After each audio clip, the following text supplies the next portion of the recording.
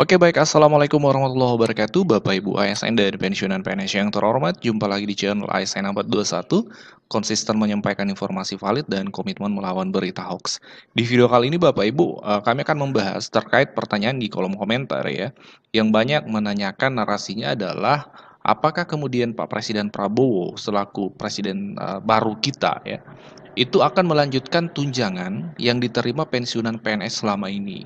Nah, kabar baiknya Bapak Ibu, ternyata pemerintahan Presiden Prabowo tetap komitmen untuk itu. Ada beberapa indikasi dari dokumen pemerintah yang sudah disusun untuk anggaran 2025 yang menjadi tolak ukur pernyataan bahwa Pak Presiden Prabowo, pemerintahan Presiden Prabowo tetap komitmen melanjutkan tunjangan pensiunan PNS yang selama ini diterima. Mari kita bahas. Oke, kita to the point ke dokumen yang kami maksud. Dokumen yang kami maksud adalah Kerangka Ekonomi Makro dan Pokok-pokok Kebijakan Fiskal tahun 2025. Ini untuk akselerasi pertumbuhan ekonomi yang inklusif dan berkelanjutan. Dokumen ini disusun secara resmi oleh pemerintah, totalnya ada 352 halaman. Tapi kami akan fokus pada topik pembahasan kita hari ini.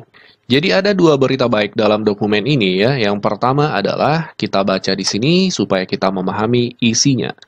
Arah kebijakan belanja pegawai 2025 akan difokuskan. Yang pertama adalah meningkatkan efektivitas dan efisiensi birokrasi sebagai kunci keberhasilan reformasi fiskal melalui penguatan implementasi manajemen ASN, digitalisasi birokrasi dan layanan publik, serta adaptasi flexible working arrangement.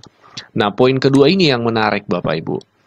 Ya, anggaran 2025 difokuskan untuk meningkatkan kualitas belanja pegawai dengan tetap menjaga konsumsi aparatur negara, antara lain melalui pemberian THR dan gaji atau pensiun ke-13.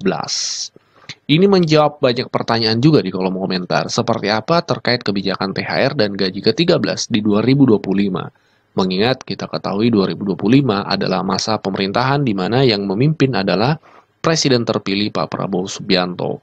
Selama Presiden Jokowi itu komitmen dan selalu menganggarkan untuk THR dan gaji 13. Bagaimana dengan nanti 2025? Di sini terjawab Bapak Ibu.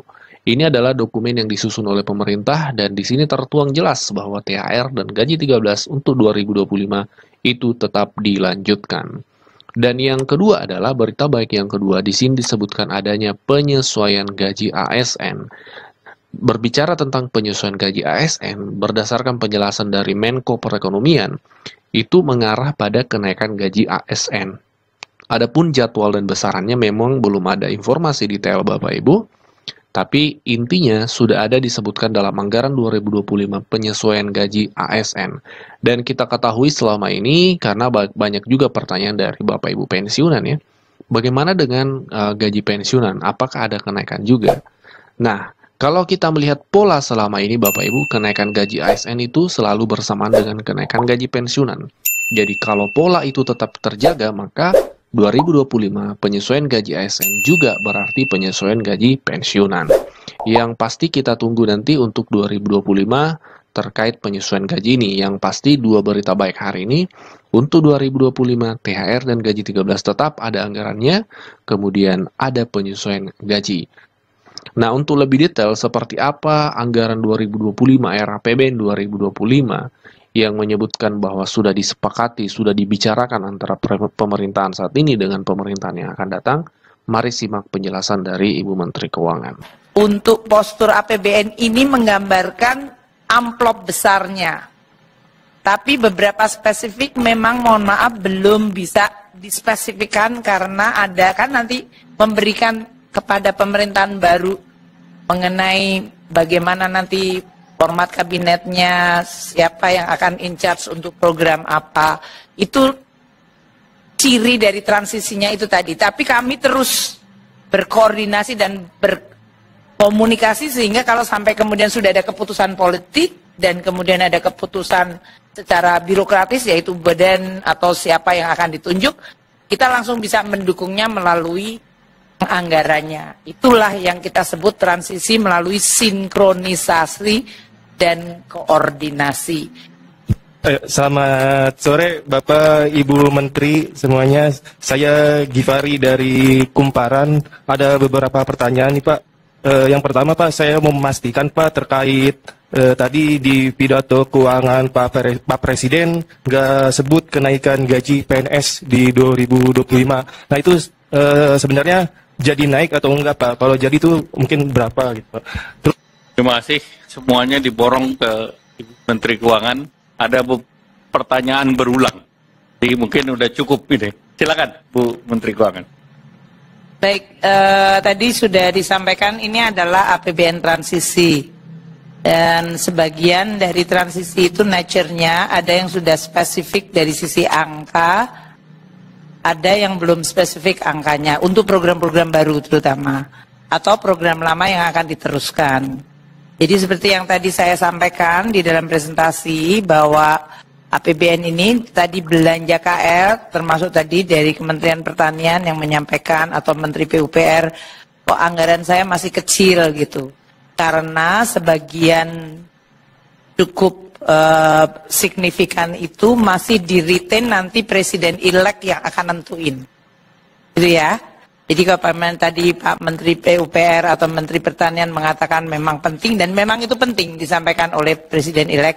Namun nanti format untuk berapa Kementerian Pertanian akan ditambahkan anggaran untuk program tadi yang disampaikan yang itu memang menjadi prioritas seperti pencetakan sawah maupun berbagai masalah pengairan. Itu nanti akan ditetapkan oleh Presiden-elect. Mungkin saya mengingatkan sekali lagi siklusnya ya.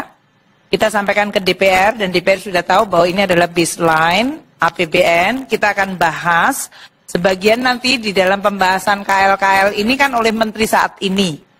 Tapi nanti kan Bapak Presiden-elect kan punya kabinet baru. Dan oleh karena itu saya akan sampaikan pembahasan dengan DPR yang nanti sampai dengan akhir September akan mengetok APBN-nya, menyetujui, tapi kemudian Presiden baru dengan kabinet baru akan kemudian melihat program itu dan dipa-dipanya mungkin akan disampaikan termasuk apakah ada dipa yang memang akan spesifik dipindahkan tadi dari belanjanya pemerintah pusat yang ada di non-KL ke katakanlah Menteri Pertanian, Menteri PUPR atau Menteri Kesehatan atau Menteri Pendidikan. Jadi saya mohon teman-teman wartawan untuk postur APBN ini menggambarkan amplop besarnya. Tapi beberapa spesifik memang mohon maaf belum bisa dispesifikkan karena ada kan nanti memberikan kepada pemerintahan baru mengenai bagaimana nanti format kabinetnya, siapa yang akan in charge untuk program apa.